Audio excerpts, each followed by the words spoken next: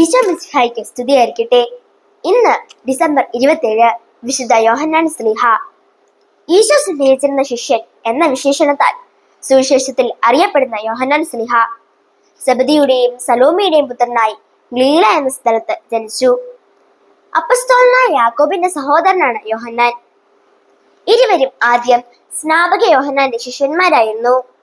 ഇടിമുഴക്കത്തിന്റെ പുത്രന്മാർ എന്നാണ് ഇവർ അറിയപ്പെടുന്നത്. അപ്പസ്തോല സമൂഹത്തിൽ ഏറ്റവും പ്രായം കുറഞ്ഞ ആൾ യോഹന്നാനായിരുന്നു. ആ ജീവനാന്തം ഒരു ബ്രഹ്മചാരിയായി ജീവിച്ച യോഹന്നാൻ ക്രിസ്തുവിന്റെ പ്രത്യേക സ്നേഹത്തിന് പാത്രമായി. വിശുദ്ധ ഗ്രന്ഥത്തിലെ 4-ാമത്തെ സുവിശേഷവും 3 ലേഖനങ്ങളും വെളിപാടും ഈ പ്രിയ ശിഷ്യന്റേതാണ്. സുവിശേഷത്തിൽ ശ്ലീഹ തന്നെ പറ്റി രേഖപ്പെടുത്തിയിരിക്കുന്ന ഭാഗങ്ങളിൽ ഈശോ സ്നേഹിച്ചിരുന്ന ശിഷ്യൻ എന്നാണ് രേഖപ്പെടുത്തിയിരിക്കുന്നത്.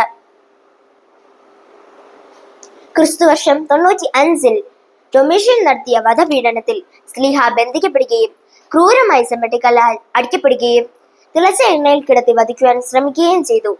എന്നാൽ യാതൊരു ഉപദ്രവവും ഏറ്റില്ലെന്ന് കണ്ട ഡൊമീഷ്യൻ ശ്ലീഹായെ വീണ്ടും പീഡിപ്പിക്കാൻ ധൈര്യപ്പെടാതെ പത്മാസ് എന്ന ദ്വീപിലേക്ക് നാട് കടത്തി. ഇവിടെ വെച്ചാണ് വെളിപാടുകൾ എന്ന പുസ്തകം ശ്ലീഹ എഴുതിയത്.